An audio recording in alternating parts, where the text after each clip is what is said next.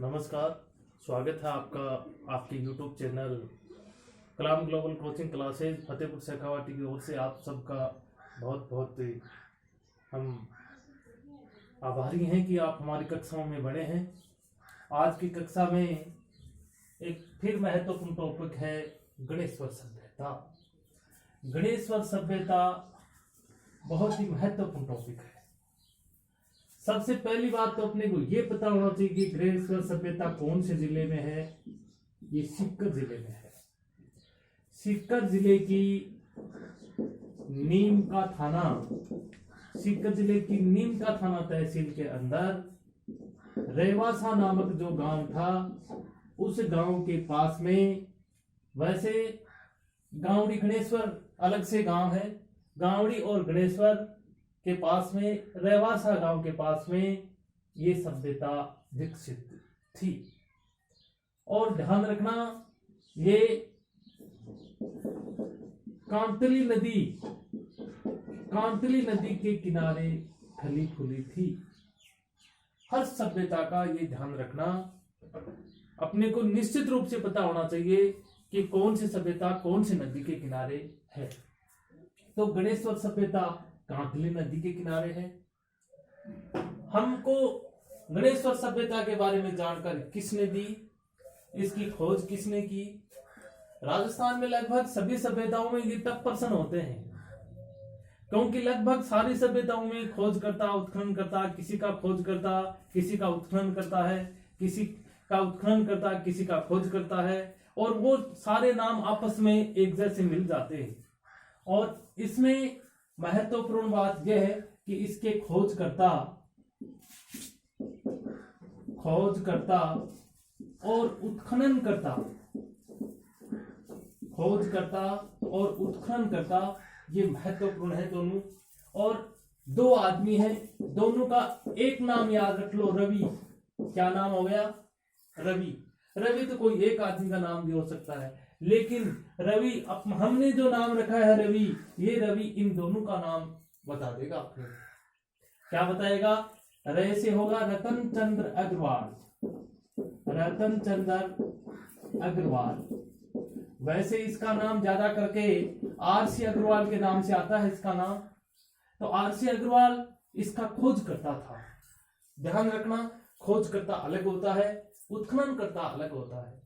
तो इसका खोजकर्ता था आरसी अग्रवाल अर्थात रतन चंद्र अग्रवाल। फिर इसके उत्खननकर्ता में था विजय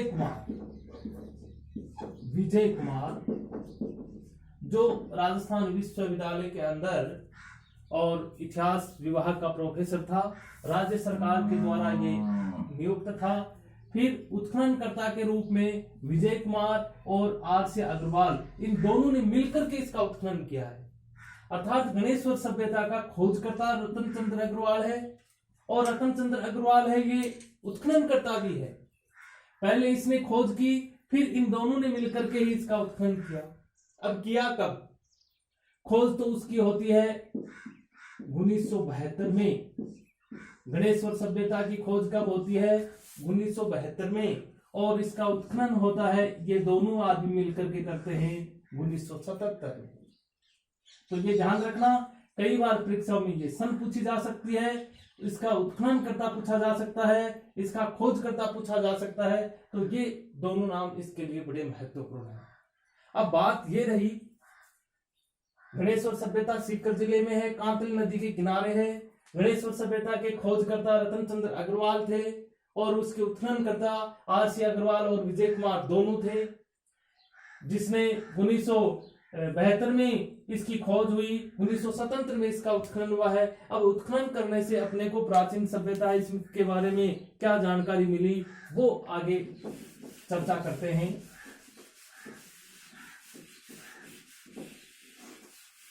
देखो, बहुत ज्यादा चीजें यहां से नहीं मिली है। गणेश्वर सभ्यता का एक नाम है, उपनाम आप ध्यान में रखना, ताम्र संस्कृति की जननी। गणेश्वर सभ्यता को क्या कहा जाता है?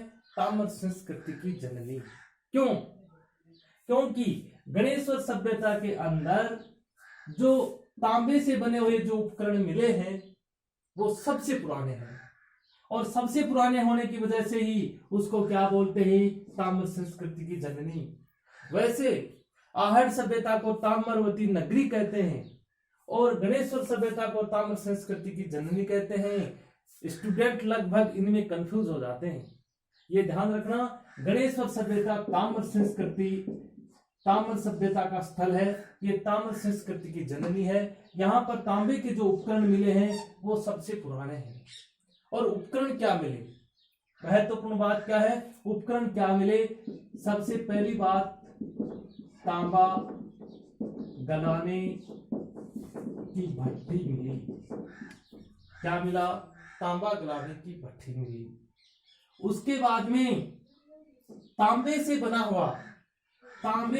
हुआ मछली पकड़ने का कांटा, ये महत्वपूर्ण खोज है।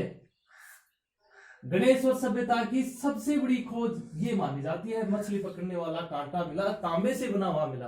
अब आप सोचो, गणेश्वर सभ्यता सीकर जिले में है, यहाँ पर कोई समुद्र, कोई तालाब तो बड़ा था नहीं, तो लोग कहां से मछली पकड़ने के लिए इस कांटे को कहां काम में लेते थे।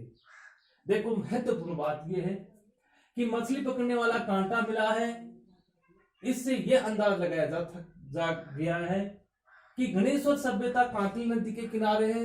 हो सकता है जब गणेश्वर सभ्यता विकसित थी उस टाइम पर कांतली नदी नित्यवाही नदी थी, ऐसा अंदाज लगाया जा सकता है।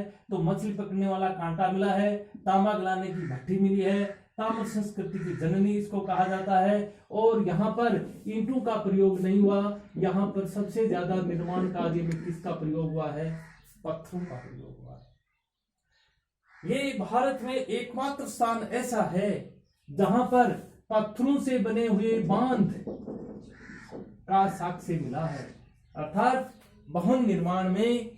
और इसने ईंटों की जगह किसका प्रयोग किया है, पत्थरों का प्रयोग किया है। इसी कारण इसके अंदर देखो महत्वपूर्ण चीजें मिलने की वजह से ही इसको कहते हैं पुरातत्व का पुष्कर कहते हैं। ये प्रश्न महत्वपूर्ण प्रश्न है, कभी भी परीक्षा में आ सकता है। पुरातत्व का पुष्कर किस सभ्यता स्थल को कहा जाता है, ये गणेश्वर सभ्यता है जिसको पुरातत्व का पुष्कर कहते हैं। और महत्वपूर्ण बात, ताम्र संस्कृति की जननी है। ये प्रश्न तो कई परीक्षाओं में आया है, ताम्र संस्कृति की जननी है। ऐसा सिंधु घाटी सभ्यता के अंदर भी हमने पढ़ा है कि गणेश्वर सभ्यता के लोग हड़प्पा और मोहनजोदड़ो के लोगों को तांबा निर्यात करते थे। हड़प्पा और मोहनजोदड़ो के लोग तांबा खरीदने के लिए कहां आते थे, गणेश्वर आते थे। इसका मतलब गणेश्वर सभ्यता हड़प्पा सभ्यता के समकालीन भी है। और वर्तमान में जो अपना जो खेतड़ी सिंगाना, खेतड़ी कोपर, जहां पर तांबा प्रगलन उद्योग है, वो तांबा प्रगलन उद्योग जो ताम्रपट्टी है वो गणेश्वर सभ्यता का ही वरदान है। ठीक है, तो ये खेतड़ी कोपर जो है ये भी गणेश्वर सभ्यता का वरदान है। ताम्र संस्कृति की जननी इसको कहते हैं। तांबा गलाने की भट्टी यहाँ पे मिली है, मछली पकड़ने का कांटा मिला है जो तांबे से बना हुआ है, पत्थर के बने हुए बांध यहाँ पर मिले हैं। और गणेश्वर सभ्यता को पुरातत्व का पुष्कर इसको कहते हैं, कांतली नदी के किनारे फैला हुआ है। बस इतनी जानकारी गणेश्वर सभ्यता के बारे में खूब है। नेक्स्ट आगे हम आहड़ सभ्यता पढ़ेंगे, वो अगली कक्षा में पढ़ेंगे। तब तक नमस्कार।